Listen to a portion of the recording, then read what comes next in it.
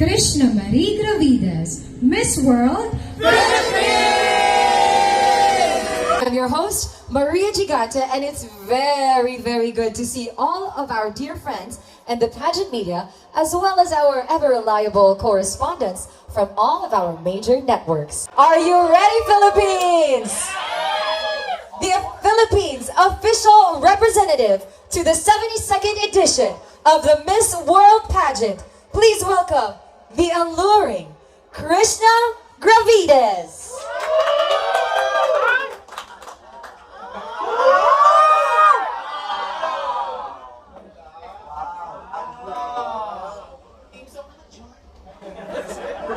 Ladies and gentlemen, our Miss World Philippines. Krishnah. I've been hustling since I was 14, not because I had to, but because I wanted to build something bigger than myself.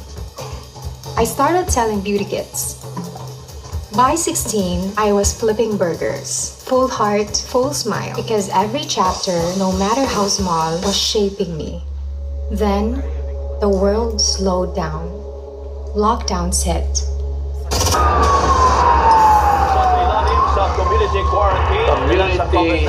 quarantine. Patutupad ang social distancing measures. Yung coronavirus. Life paused, but I didn't. I adapted. And when I couldn't find the words, I turned to music. It became my secret language, the one that speaks when I can't. Because music doesn't need permission to feel. It just connects.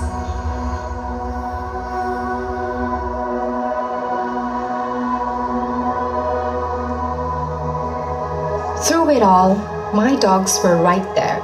They reminded me that joy doesn't need an audience. Sometimes it's just a wagging tail or a quiet cuddle after a long day. A long day of working and studying, aspiring to be a civil engineer, not just to build, but to restore this home, our century-old home, which holds priceless memories of our family. My family, especially my mama, has always been my anchor. Her quiet strength, that was the loudest thing I've ever known. It taught me that courage doesn't always roar. Sometimes it whispers, keep going. So yes, I stand with quiet courage, the kind that holds steady, that dares to dream, even when no one's watching. Courage doesn't always shout. Sometimes it whispers, builds, and stands anyway. I am Krishnah Gravidez, Miss World Philippines, and I am now turning this silent strength into my loudest testament of determination.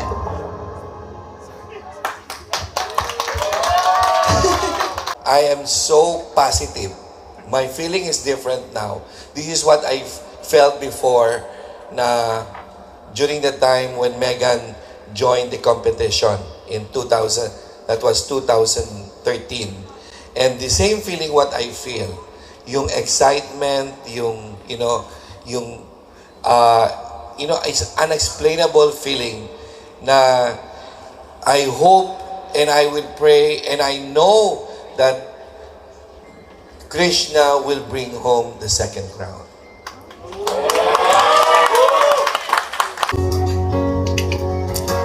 Okay. Hello everyone, good afternoon, and hello world. I feel like the love is too strong that I can't stop shivering. I've been shivering from there to here.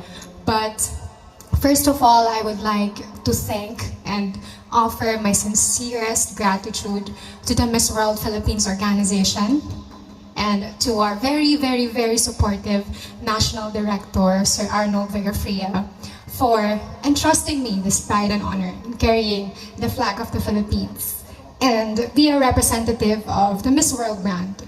And to the core team of Miss World Philippines, Sir Aldrich, Sir Francis, Miss Trisha, Sir Saldi, the whole whole team of Miss World Philippines, thank you so much for being with me all throughout. I know that we've worked hard for this, and I couldn't have done any of this without you. So thank you so much. And of course, to my core team, my team Baguio, Kuya JV, Kuya Miko, maraming salamat for fulfilling the dream of, the little me. Thank you so much for seeing the potential in me from, I think that was 2017, 2018, when they saw me in the province. I was competing in a small pageant, and they approached me, and then we grew together, not only as a team, but as a family. So thank you so much. And of course, to my family, my mama, thank you so much. Ito na naman, iyak na naman. But thank you so much for not only loving me as a daughter, but showing me that through quiet courage, we can achieve everything. That not only I admire you as a mom, but I admire you as a person, who you are. You raised me and my sister in the most graceful way. And of course, there were some challenges and struggles along the way, but we trusted the love that we shared within our family. And that's what matters for me. And of course, my loved ones, my friends, my team Strawberries, who never left me ever since I can't even remember. But thank you so much for being here. My core team, my stylist, the Filipino designers, amazing and talented designers from all over the Philippines, and the international designers that we've approached. Thank you so much for believing in me and my potential as a person.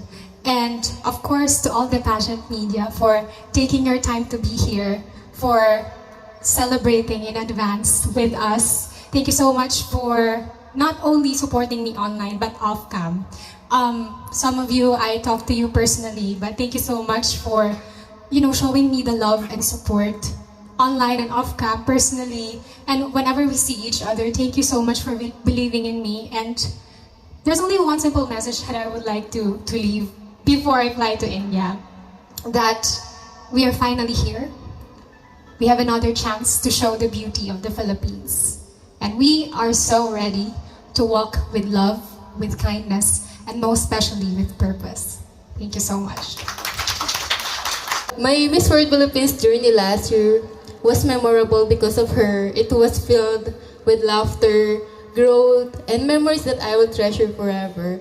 So, Ate Krishnah, thank you for being an inspiration to me and to many. So, I believe your kindness or your kind heart will touch the world. And when our friendship developed, it became so beautiful, and I understood the person that you were, how you're so genuine, you're so kind-hearted and down-to-earth. Everything that you do, every moment and action that you take is just so true to your essence. And I've never met anyone so beautiful and true to themselves, and I really believe that you will win.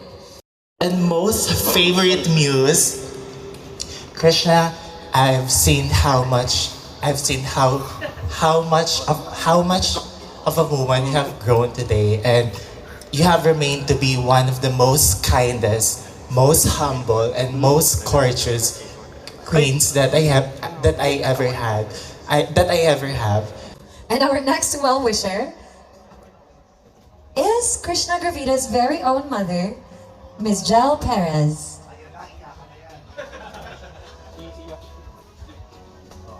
Hi, Tita.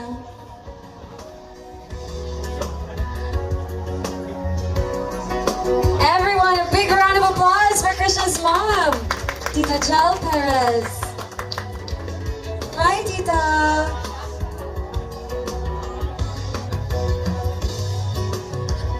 Good afternoon, everyone. Sa lahat na nandito, thank you so much kay Sir ALV. Hindi pa ako nakapagsalita, naiiyak na ako. Hindi kasi pa ako sanay talaga mag-message. Pero, short story po kay Krishna. Nung maliit pa po siya, talagang sa tiyan ko pa lang, mahilig na ako manood ng beauty pageant. Nung pinanganak ko siya, parang may crown sa ulo niya. So, sabi nung nagpanak sa akin, kasi sa bahay lang pinanganak si Gish. Sabi nung nagpanak, she will be the next queen. Yun po ang sabi. So, hindi ako nag-doubt na magiging queen talaga siya kasi mula nung maliit, supportahan ko talaga siya sa gusto niya hanggang sa sumabak siya sa big pageants. Guys, last year, dito sa Miss World, na sobrang super proud po ako sa anak ko. Sa lahat ng mga hindi nakakilala, tama po si Sir ALV, lahat po yan kinoconfirm muna ni Ish bago niya i-work. Kasi ganun din siya sa akin. Isi-send niya muna sa akin, tama ba to? Okay ba to? Ganun siya, ganun na ganun talaga siya. Super down to earth na bata, wala akong masabi. Dahil po sa single mom ako, siya po ang tumulong sa akin. Hanggang sa ma-survive namin kami tatlo ng kapatid niya. So, sa ngayon, ang masasabi ko lang kay Ish, enjoy mo yung moment na eto na, yung pinangarap natin dati na nag-uusap lang tayo habang nakahiga ng maliit ka pa. Eto na yun na, Miss World na. So, enjoy the moment, ha? Thank you, everyone. I want to share a story about Krishnah's very first training with me during her first national pageant. She was very scared, very intimidated. Her legs were shaking, her voice was really shaky. But now you've seen her speak for the last few minutes, and she is no longer the epitome of nervousness. She is now the epitome of being very well-spoken, very graceful, and definitely an absolute contender for our second Blue Crown. So my message for Krishnah is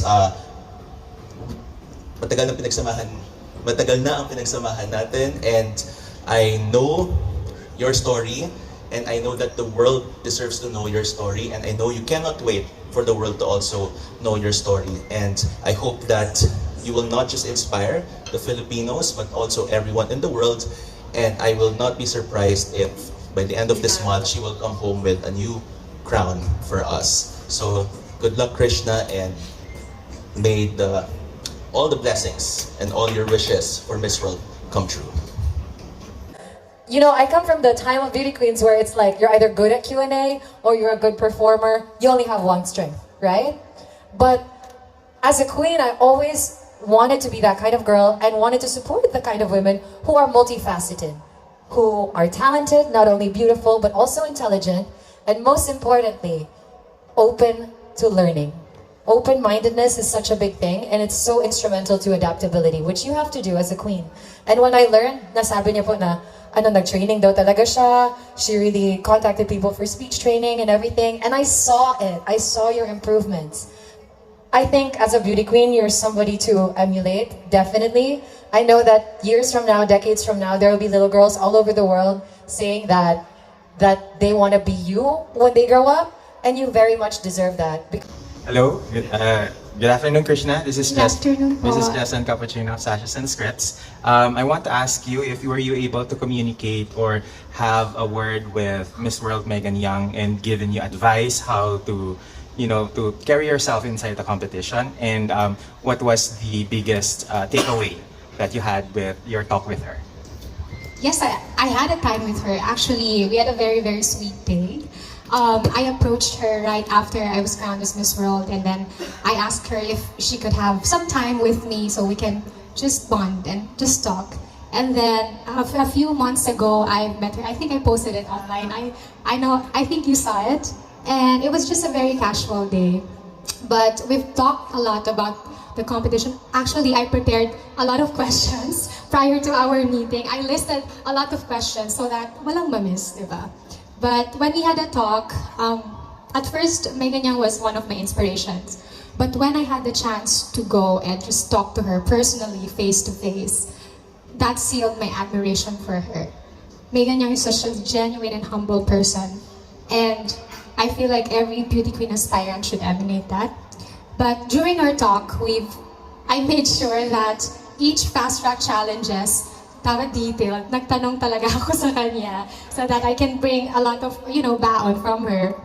And then, one by one, nagbigay siya ng advices. But overall, what she told me was just, don't be afraid to be yourself. Don't be afraid to show who you truly are. Because sometimes people have a tendency to box you and cage you in a certain standard, in a certain prototype. But what she did and what she told me was, even though the world seems like that, you should never be afraid to embrace yourself, to embrace who you are, and you should never forget your values as a person. So if Megan Young is listening right now, but thank you so much, Queen. Thank you so much for being so supportive. Actually, if I may share, very randomly, minsan kinikilig ako kasi she will message me very randomly and she will ask me kamusta na yung preparations, and she's very excited to see my Beauty with a Purpose video, my intro video, and I can see that she's really supportive, and you know, that's one of the most precious thing that I can bring with me to India. So thank you po. You know, my family once told me that they see me as Miss World because I know the real world. And at first I wasn't convinced, because why would they say that?